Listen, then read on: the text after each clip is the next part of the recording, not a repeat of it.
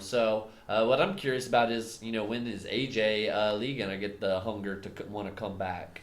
Because she's still, pretty young, and she has her book that she was writing, and now that's coming out, and so kind of once that wave ends, what else is she gonna do? So is she gonna be coming back anytime soon? What do y'all think? I know, I heard them talking. They want to have kids and stuff. Little CM Punks walking, running around and stuff. I could see that too. Yeah, I would have to concur with that. I think the only reason why AJ Lee even left to begin with is, because of her husband, at the behest of CM Punk, Everybody started screaming, some dumbasses started screaming, CM Punk, CM Punk. Cake. Yeah, there's some cake. Apparently the cake isn't a lie after all.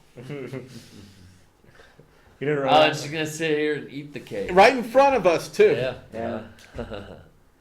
So, how was, what'd y'all think of Monday Night Raw this week? Oh, my goodness. Pretty good. Well, Really? yeah. I thought it sucked. Really? Yeah, kind of. I mean, I thought it was the worst Raw since the brand split, at least. Well, go on, tell us, Which is only like the third week, but still. I think SmackDown was better. Well, I mean, we can obviously kind of go match through match, but I mean, it's just like, it just didn't really do it for me. I thought the main event sucked. I thought it was a poor attempt to try and kind of make the controversy with Mick Foley and Daniel Bryan that led into some impromptu match that nobody cared about. And one segment I did like a whole lot that I thought to be extremely hilarious, and it was something I did discuss on my channel just yesterday, was the club pretending to be doctors diagnosing ring postitis and all the clinging. I don't even know how I can say it on here on AOC because I don't want to get in trouble, but references to the male genitalia. a ball contusion. Yeah. Don't get testy about it. Yeah. And But that was funny. But that they was diagnosed funny. it as ring postitis. Yeah, I truly enjoyed that. I thought that was like showing the comedic entertainment style of the club, and I loved it. I thought it was funny. Which I could almost see the club maybe even turning face. Yeah, in a sense. And another person who the fans started to get behind on Monday Night Raw, I don't know if you noticed it, Roman Reigns. Finally, because he was in a mid-card title shot that wasn't, the main event.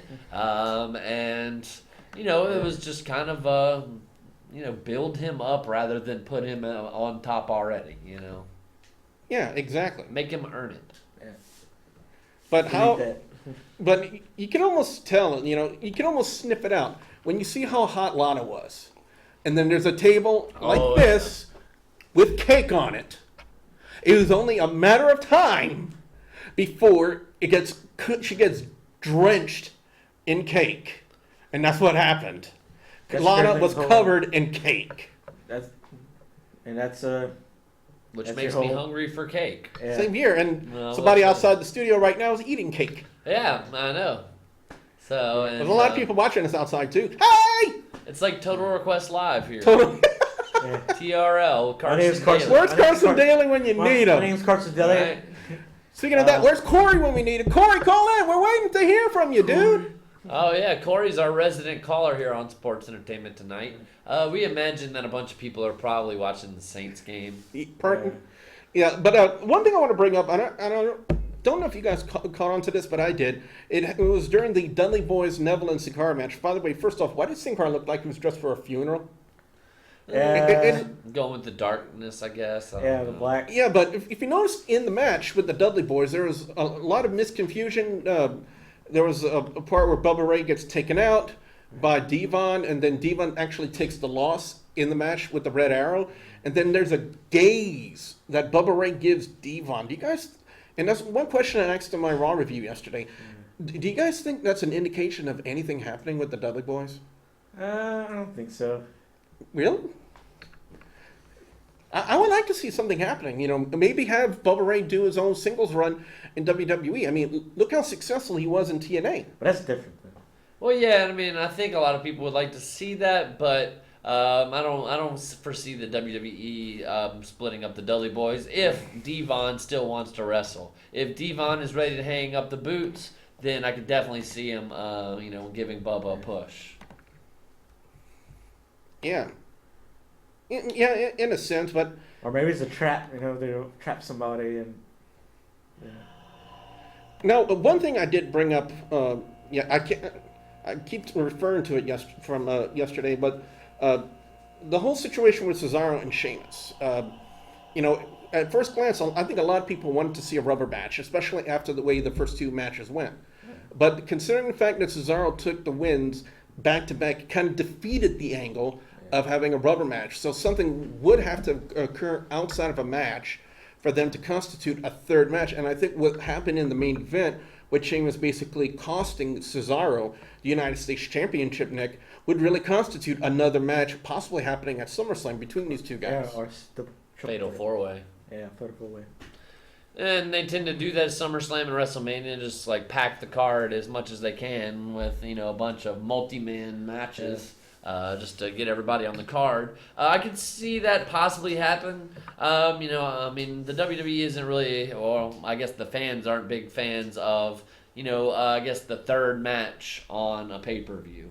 Once you've already seen it twice on Raw. Well, there's a way to do cards, you do... Maybe like some kind of like weapons match or something. One last thing I think we should talk about Monday Night Raw this week, guys.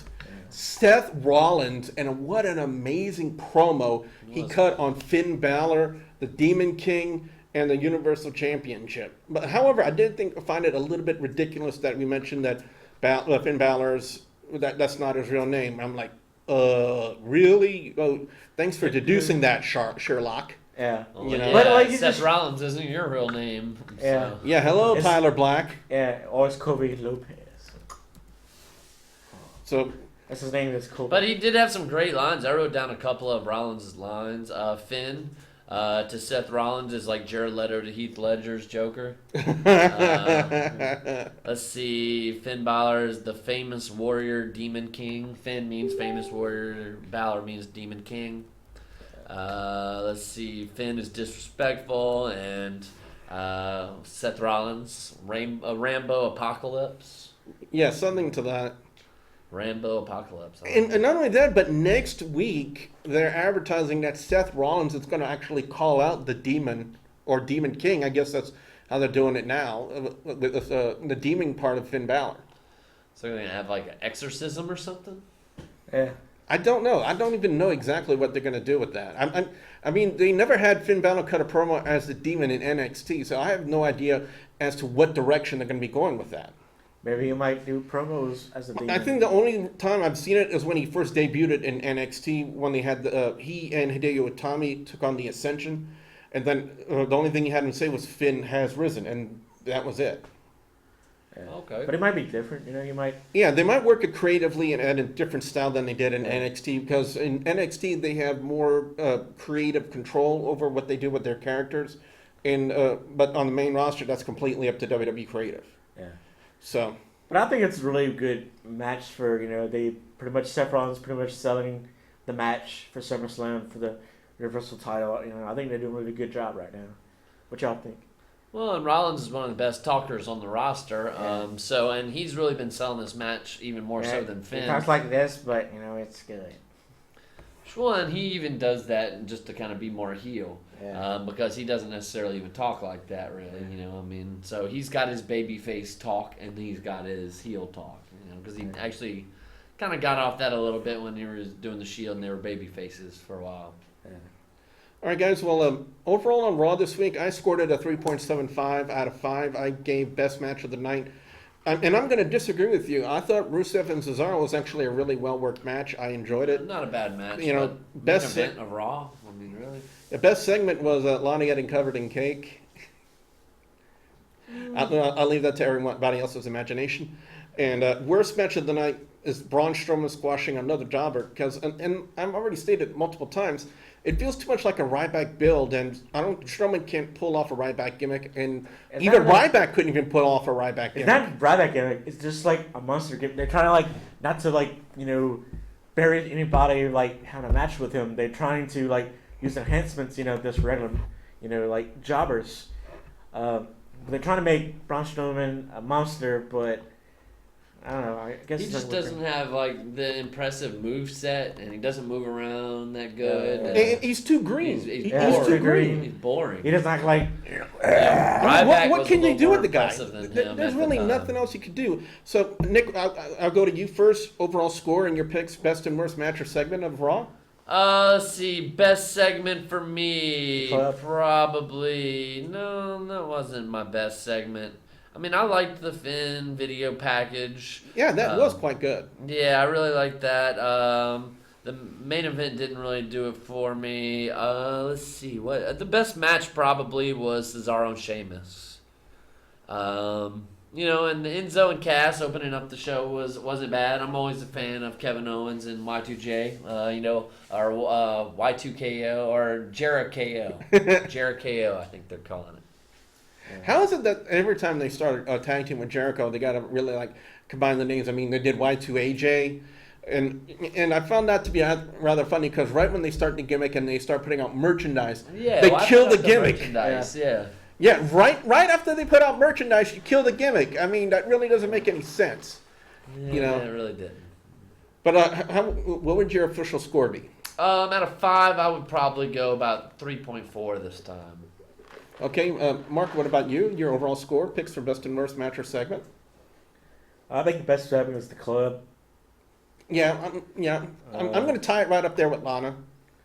I guess the worst segments have to be maybe, I don't know about the Pokemon thing with R-Truth and. But he didn't do it this week. But Scooby-Doo. Yeah, it was Scooby-Doo. I'm going to put that as my worst segment because what in the blue hell was that? Yeah, and even Titus O'Neil and Darren Young wasn't that great. No, either, it wasn't. And I don't really know why they're doing that. They should just put them back together. They're really, kind of like the Dudley Boys. They can't really. Well, they both cheated, and in the same way. So who's the heel in the gimmick? Who's the heel in the story? But Bob Backlund didn't see. Yeah, Bob Backlund didn't see it. That's the key thing we need people to know. So it's kind of hard to see which way creatively WWE is going to take that. But Mark, once again, what was your overall score? Probably 3.4. 3.4. So it kind of we averaged it out with 3.5 because I went 3.75 and both of you guys went 3.4. So I would think, if we average that, I think that would be 3.4. Oh, it's Corey! Corey, what's up, man? You're on the air. How you doing this week, man?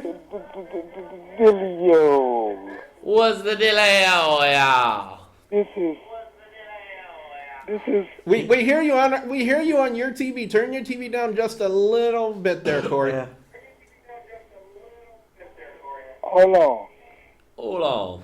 Yeah, that's one thing we have to encourage everybody who calls in to please mute the sound on your TV because you can hear us through your phone just fine. It's better. Echoes. Exactly. There's a little bit of a delay between the phone and the television. All right, that's better. All right. Yeah. Corey, how about Lana getting doused in cake on Monday Night Raw this week? Wasn't that a sight to see? It's always fantasy. It is good fun. Oh, man. How y'all doing tonight, gentlemen? I'm doing just fine. Doing good, Corey.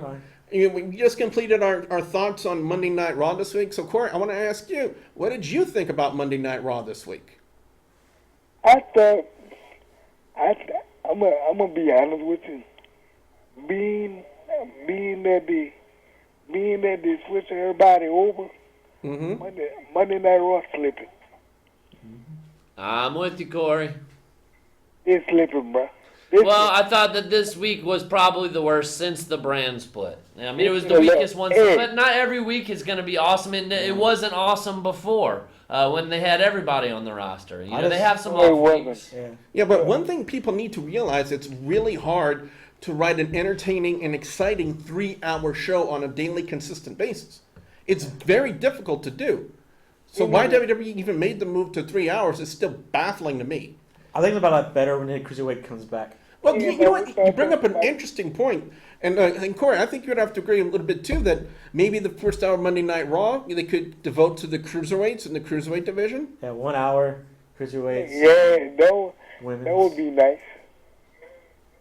Help build the roster, at least. Yeah, I'd kind of be like Nitro with Nitro did. In the Man, hold on, y'all. Let me ask y'all something. What you got, Corey? Being that, okay, All right, it's about Bailey. Bailey? Yeah. All right, Asuka got the women's belt, right? Yep. Okay, but now, can she leave? Okay, Bailey with SmackDown, right? No, they don't have her drafted to a. They don't have her drafted to a show yet. She just had an appearance at Battleground as a surprise partner for Sasha Banks against Charlotte and Dana Brooke. They really haven't assigned her to a main roster show yet. Hold on. Now, if she, before she gets drafted, will she be able to go for the NXT Women's title? I think if they put the NXT title, women's title, on Bailey, then she's not going to be making the jump anytime soon. But if Asuka retains it at NXT TakeOver Brooklyn on the 20th, because the reason why I say that, I've been watching on the WWE Network. Mm-hmm. They've been showing that her and Asuka gonna go at it for the belt. And that's going to be one heck of a match. I mean, their last match they had at NXT TakeOver Dallas was absolutely one of the best women's matches I've ever seen in NXT. Probably one of the most competitive matches I've seen out of Bailey and Asuka. And I'm not just saying that because of my personal bias and how hot I think Asuka is and the fact that I believe she's the hottest woman in NXT right now. But it's based on the overall in-ring ability and skills. And both Bailey and Asuka have that, and they put on a fantastic match. And the only thing that kills me, Corey, is I'm not going to be able to watch it because I've been booked on the 20th to work a show for Gulf Coast Wrestling. Hey, that's... What are you doing, Gulf Coast? Yeah, I've already signed a contract and everything, so I got to work a show. What? I'm going to say that again, Billy. Why you don't go work for Raw? I wish I could.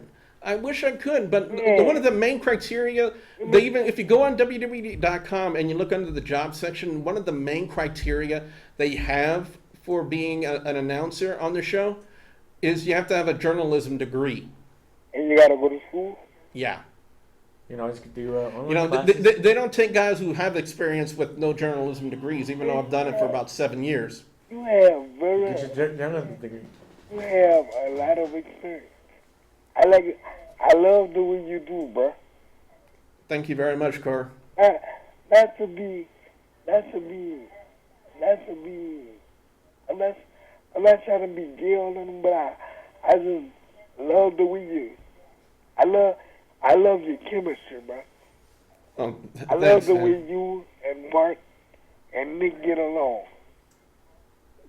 Thanks, and ever since we met, I've got these guys into GCW and Mid South Extreme, and they've been working the shows with me as well. Oh, for real? Yeah. Like next would be the commentary with them tomorrow night. Yeah, we've got a show tomorrow night, Corey. We're going to be in New Iberia at the rec center at the city park. Oh, for real? Yep. So hey, come out. We can actually meet face to face and have a little chit chat. Yeah. Oh man, yeah. It's gonna be awesome. What time?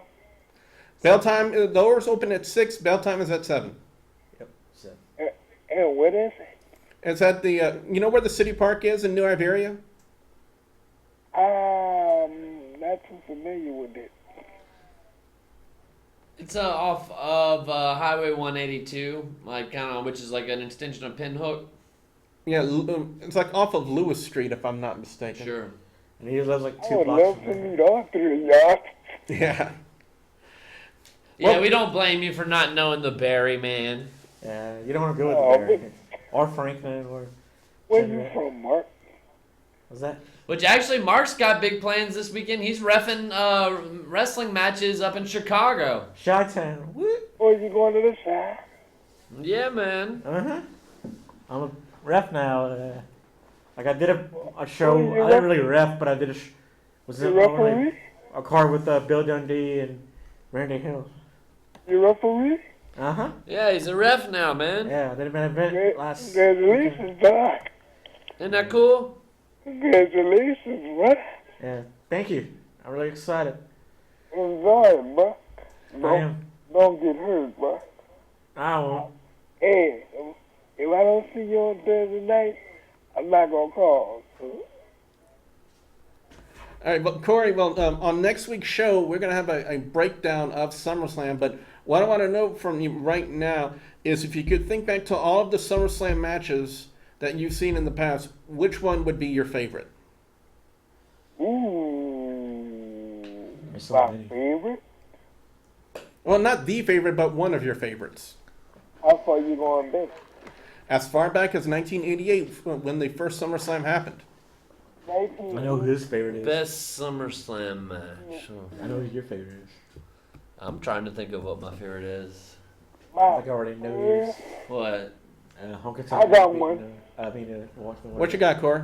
The British Bulldog versus Brother Adrian Hart. Yeah, 1992 at the Wembley Stadium in London. Ooh, that was a good one. I Good main event. Yeah, and they brought the crowd to their feet. It was just really awesome. And British Bulldog won his home And his family country. was out there. I remember that.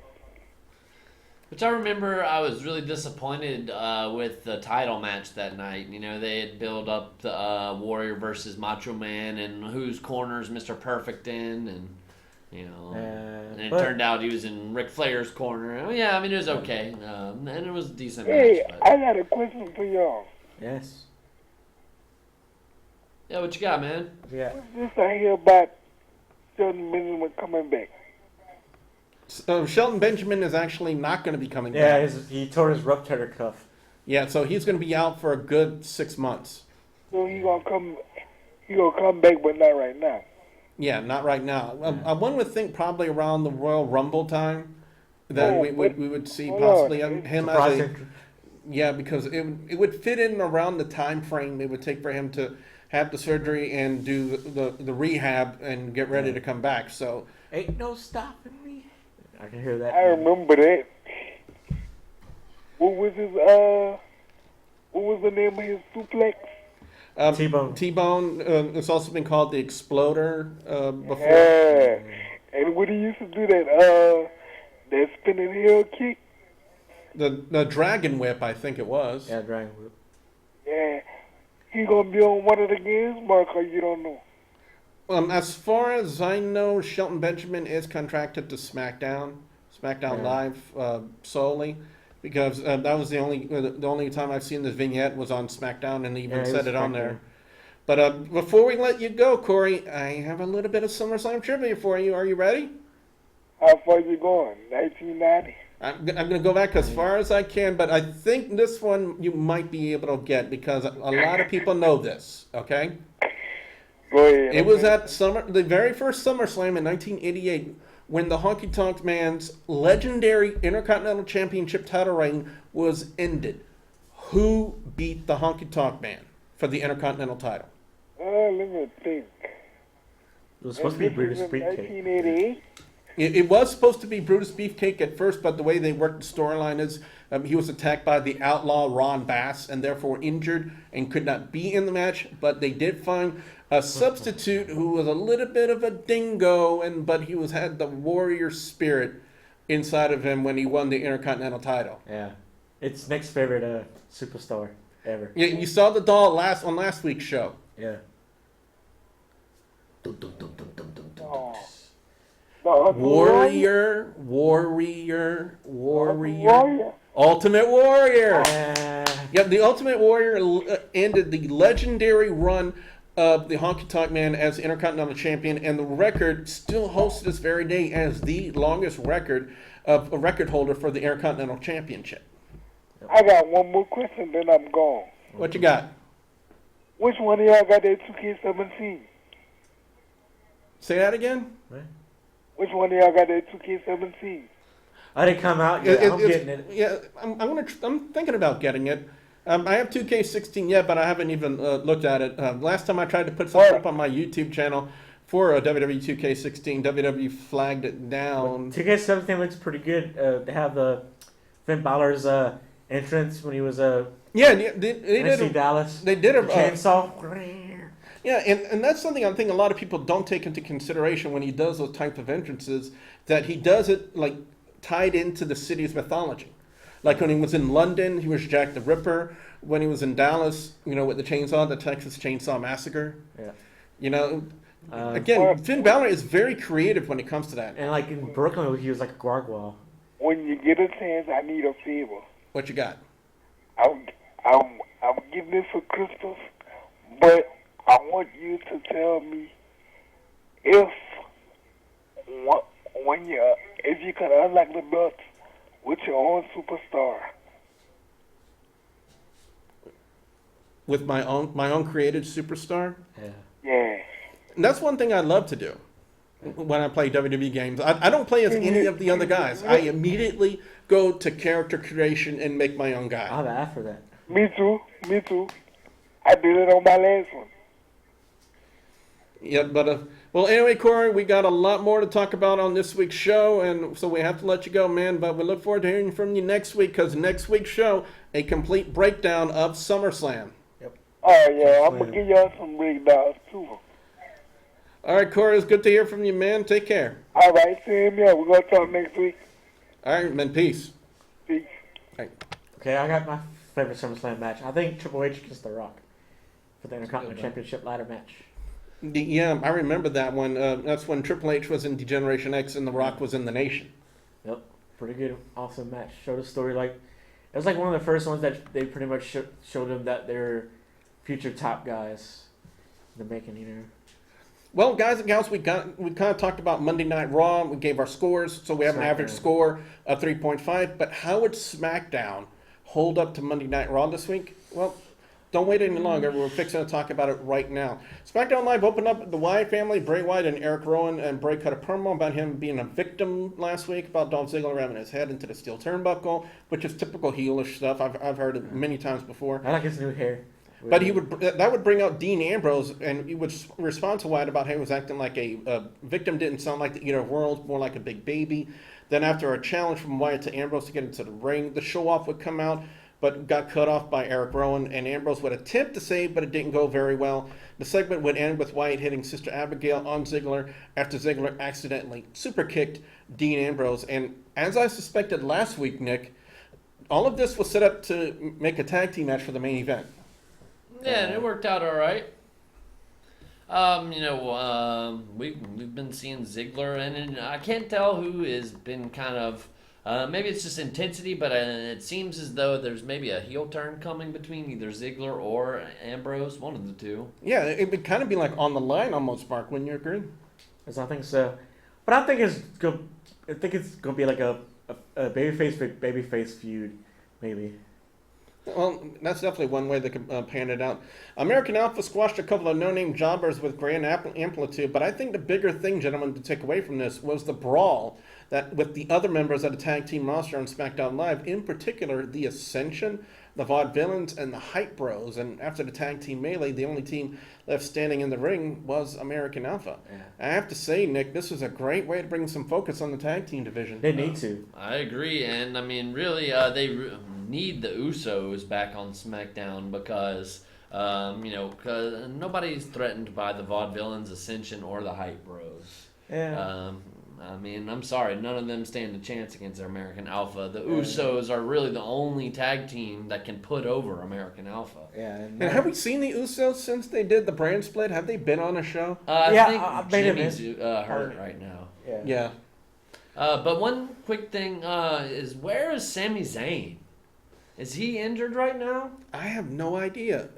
I really don't. He hasn't been on Raw the last couple of weeks since the Fatal 4-Ways. To make the number one contender, but I mean, I don't know if they're just leaving him off the card so they're not promoting him, or he's hurt, or maybe we're the superstars. Maybe one of you guys out there can call in and give us a heads up, because we don't know. Yeah. There's only so much that hasn't been in the wrestling news that I've seen lately, and nobody's really questioned. So it's like, come on, this guy should be one of your top guys on Raw. Yeah, definitely. So again, if you guys know any more about this situation, hey, call in and tell us. We need to know. Maybe have a surprise match in SummerSlam, maybe. Or maybe something on the kickoff. You never know. Yeah. Renee Young would have movie quote Miz and Maurice at the interview table to talk about Apollo Crews, but instead they're all lovey-dovey, mushy, all each other. I did enjoy Maurice laying across the table like that. That was pretty nice. Yep. But I got to say, if this is the way they're going to start building Apollo Crews and Miz over the Intercontinental title, it was not a very good start in my opinion. Yeah, it didn't really have much to do with Apollo Crews. No, it didn't. Yeah, not at all. They pretty much did the same thing they've been doing with Apollo Crews. They just showed another video package to try and build him rather than have him talk and build himself. And told a story like why he wants the Intercontinental Championship so bad, or. We have Chris Lick in the LEC, by the way, in the chat room. Welcome, Chris. And I think he's responding to what we said about his well, I'm not sure what you're responding to, Chris. You said he's getting his belt fitted. Cruiserweight Championship? Or maybe the I'm not. Well, Chris, if you could elaborate, tell us what you were talking about. We would love to know. Yeah. But anyway, but while we wait for Chris to respond, probably talking about a new champion, I would imagine. But who is that champion that he is talking about? I don't know. Yeah. But another thing I don't know how else I can emphasize my hatred. Cruz. Or possibly, yeah. Yeah, there you go. But I don't know how else I can emphasize my hatred of Eva Marie. Like I said on the show last week, if Bork Laser is the person I hate the most on Raw, and male. Eva freaking Marie is the person I hate the most on SmackDown Live. And Chris would respond, says, Apollo Crews has nothing to do. Oh, you're talking about Sami Zayn. Sami Zayn, yeah. He's been MIA lately, LEC. Yeah, Chris says Apollo Crews has nothing to do with Apollo Creed. Apollo Creed, yeah. That's what Daniel Bryan called him. But Chris, how horrible is Eva Marie? I mean, she's terrible. Yeah, they're using that, how horrible she is. As far as I'm concerned, she and Bork Laser have the same level of talent. None.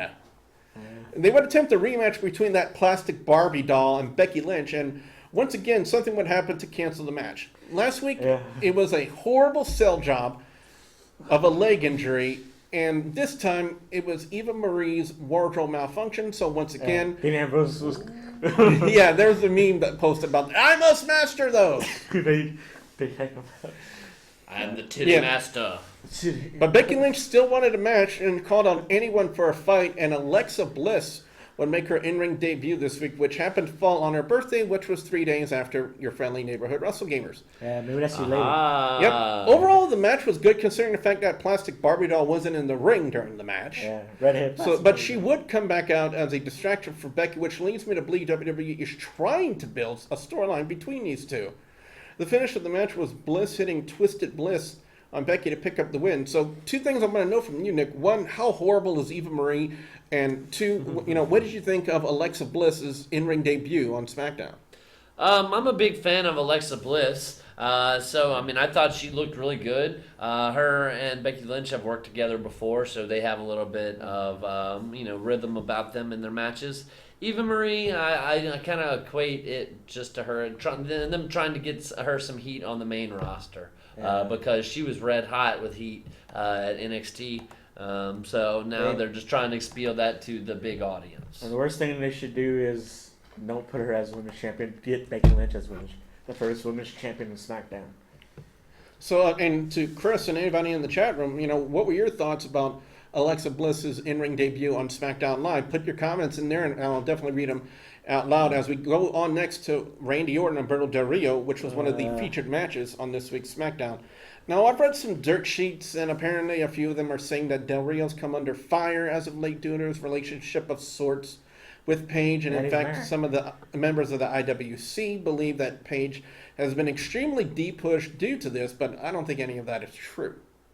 And all that aside, it was a really well-worked match, which might look like hold on, I can't even read my notes properly, which might look like WWE storyline-wise, possibly putting a target on Orton's arm since the main focus during the match was the right arm, the surgically repaired shoulder of Randy Orton, due to the fact that Del Rio attacked it with a steel chair, which was the end of the match for disqualification.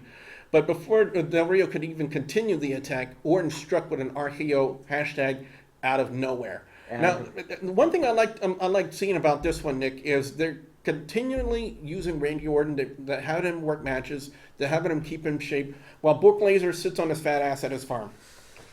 Yeah, well, Brock Lesnar's in shape. I mean, don't get me wrong. I mean, he's juicing it up, and the WWE's cool with it. Yeah. So it's asthma. It's steroid. Yeah, surely. I mean, I just hate what they're doing with Alberto Del Rio. I mean, and I don't think it was any particular storyline. Del Rio always goes after the shoulder just to loosen up for the arm bar. And Randy Orton, historically has bad shoulders. So it's kind of a, both a give and take. I think they're misusing Del Rio because Del Rio right now could be back being the top heel. It's just SmackDown. Like Bray Wyatt. I mean, they're just using them right now to help build up somebody else kind of holding them. And then they're going to give them their push, once they start their own pay. That's what SmackDown is for right now. I think the brand split to put the people that couldn't get over, on the original, two split. And they have several of those people on Raw, too. I mean, they're building it. It's going to take a couple years. I mean, if y'all remember back to even the Attitude Era, those guys were there like in '95, and when nobody was watching, and it took them a few years to get over. Yeah, like Sky High. Yeah. Chris, what the hell are you smoking? He put in the chat room, I actually like Eva Marie and Zayn to become a thing. What are you on, Chris? Because they both have red hair. I like Brock Lesnar. It's okay. It's okay, Chris. Because Chris has red hair, Not everybody agrees with Billy, Yeah, but he wants Sami Zayn and Eva Marie to become an item. Yeah, they both have red, yeah. They have some ginger babies. Yeah, but I think people should know that Eva Marie's not a natural redhead. Yeah, she's black, brunette. Yeah. Brunette, I think. She's Spanish, Italian, too. Or Italian, Spanish. Chris says Brock has old man strength mixed with roofs. Brock Lesnar. Didn't you say you might be eating lunch with Paul Heyman or something, maybe? It's a possibility. If he keeps the appointment kind of thing. Yeah. Cool. Well, speaking of jokes in WWE, Heath Slater has rapidly become one of the biggest joke storylines in WWE, an even bigger joke than Brock Lesnar's relevance in WWE. Slater would attempt to get a SmackDown Live contract in a match against Rhino. Now, would Slater go over in this match? No. Of course not. That's Rhino. Gore. Yeah, because the punchline of sorts with Slater would be over, and one would think that WWE would want to milk this dying storyline for some odd reason. Yeah. And after the match, Bryan and Shane McMahon would attempt to give Slater a contract, and Slater, being the joke that he is, just wouldn't listen to him. Yeah. Which didn't Rhino win a public office? Yeah, he even mentioned that in the backstage promo. Detroit, man. What was it for? Like, I'm not sure. State representative or something? Representative. Councilman Alderman. I could try to look it up really quickly on here. That's the power of Google. Yeah, but I mean, Rhino appears like he's still getting back into in-ring shape. However, I mean, I imagine people in this country are kind of fed up with politicians, so why not vote for a wrestler? I mean, The Rock's talking about running in 2020. Yeah, The Rock. Laid a smackdown on the terrorists. If you smell what I'm legislating. Legislating. He's gonna be like the guy from Idiocracy. What's his name? Camacho. That was a good one, actually. He's gonna be Camacho. Okay. Terrence Rhino Guerin announced Thursday on his Twitter that he's running for state representative. I was right. He's the state representative for his district in Dearborn, Michigan. Wow. And he said people shut them doors on me, I can kick them down. Yep. Or gore them down. Yep. Chris, what are your thoughts about Rhino winning his political office, being state representative for Michigan? Politicians. Jesse Ventura was a really good governor for Minnesota. But now he's kind of crazy. Yeah, that's what a lot of people say. Carmella's official in-ring debut on SmackDown Live would be up next against an Italian. For what it was, it served its purpose. Really not a lot to say about this one, honestly. But it served its purpose to put over Carmella in her debut with Dakota Silence on Natalya. And once again, I will say a lot better than anything Eva freaking Marie can do. Yeah, Carmella's really good. I don't think she's not going to go to Raw and be with Enzo and Cass. As I noticed that our time is quickly dwindling down, so we're just going to go quickly to the main event with the Wyatt family taking on Dean Ambrose and Dolph Ziggler. And, of course, one of the major storylines of this match would be Ambrose and Ziggler. Could they function as a tag team? And this is an angle, ladies and gentlemen, that has been played out many times when the champion and the challenger would have to team up to take on another tag team. And one of the most infamous ones, ladies and gentlemen and guys, is the fact, remember when Hulk Hogan and the Ultimate Warrior had to team up to take on Mr. Perfect and the Genius on Saturday night's main event many years was that ago? Before WrestleMania? I believe so. And that kind of helped build their feud because they had kind of crossed each other's paths in the Royal Rumble and a couple other times and But built tension. Didn't Steve Austin, Stone Cold, and Undertaker did that before SummerSlam '98? They won the tag team championship. Yeah, they did. Yeah. But they were heel babyface as the tag team champions. I think Warrior Undertaker. was the first time I think Taker was tweener, wasn't he? I think Taker was a tweener at the time. He was Yeah, kind of a tweener because that's before he Vince had kind of screwed him, and he was trying to get That's before Administrative Darkness. right. All right, one spot I want to talk about in the main event was Ambrose's suicide dive through the ropes onto Bray Wyatt. Crazy. Yeah, it looked like he lost a little bit of momentum during his run because he had to leap over Ziggler's body, which threw off his momentum and threw off the landing because it sure didn't look like he landed where he was supposed to. But the finish would be Ziggler hitting the super kick on Rowan to pick up the win, and you could just feel it coming. Ambrose struck with dirty deeds to finish off SmackDown. My overall score on SmackDown this week, guys, it's a 3.45 out of 5. I'm going to give best match of the night to the main event, with worst segment anything to do with Eva frickin' Marie. Yeah, Chris said it's basically by concern is an underrated politician. Well, I mean, he was, and I think he's getting a little older now. But speaking of Dean Ambrose, guys, what y'all think of the Stone Cold Steve Austin podcast? Didn't it seem kind of a little awkward between the two of them? And not only that, a couple of things he did even say about it, especially when it pertains to his match with Brock Lesnar from this past year's WrestleMania, is the fact that he wanted to do so many things to make the match creatively exciting, and Brock just didn't want to do it. He said he called Brock lazy. Because he is lazy. All right, but as I noticed that we have less than 5 minutes left, Nick, overall scores on SmackDown? I would say 3.4 again. They were both. Yeah, me too. Meh. C minus. So you're also going. I'm on a grade scale here, teacher. So. I hope the last 2 weeks it's the SmackDown and Raw before SummerSlam was way better. The best. Yeah, it's going to be really interesting to see how they work the respective go-home shows for Raw and SmackDown leading into SummerSlam, and to see what exactly they do leading to this. But guys, I want to ask you this: SmackDown versus Raw, Week 3, who takes it? Oh. Well, we both rated 3.4 for Raw and SmackDown. C minus for both. I'm going to give a little bit of an edge to Monday Night Raw because Brock Lesnar wasn't on it. Well, and just because they got better superstars on Raw, their tag teams are better, their divas are better, or women, whatever you want to call them. I think a more in-depth roster. Surely. But Chris says Jacob sucks. Jacob sucks.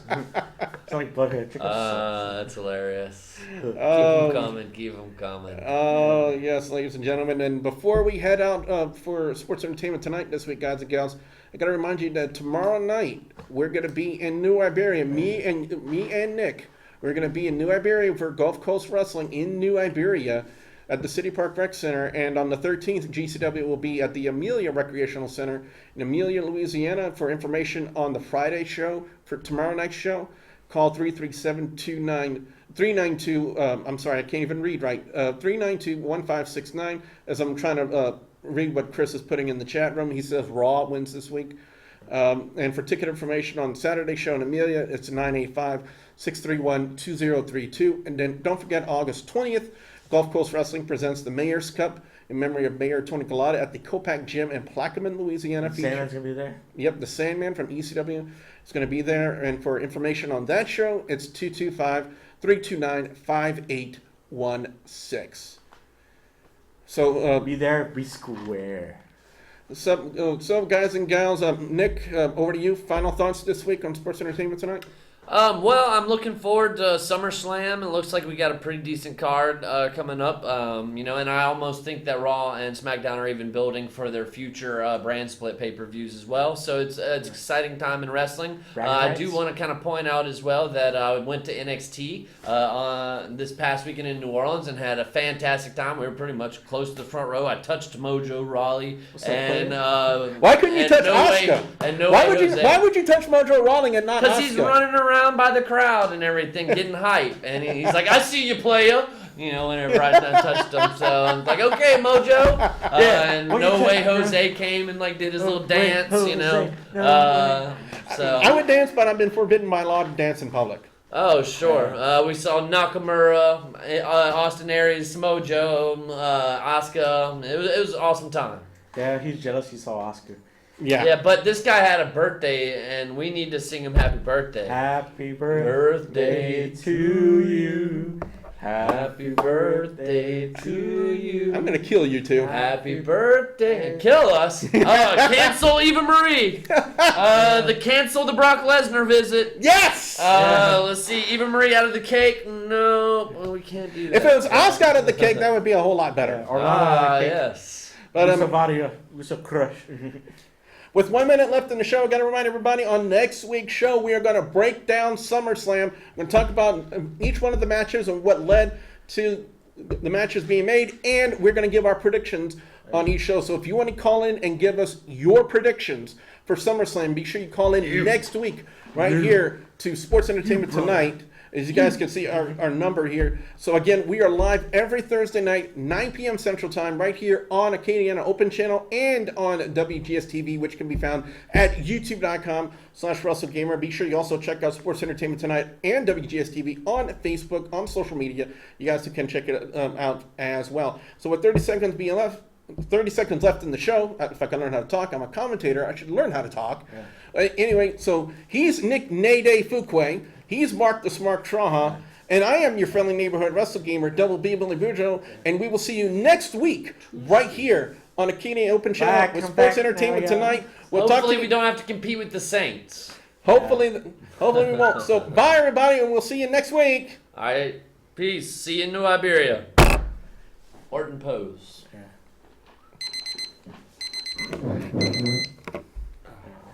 Pretty good show. Yeah, I wish I'll save my NXT thoughts for my video tomorrow. We didn't get a chance to talk about NXT too much. I think NXT is way better than Raw and SmackDown. It's weird. We're still live on the stream though. We're still live on the stream. Oh. Yeah, we're still live on the stream. Not for long. Not for long.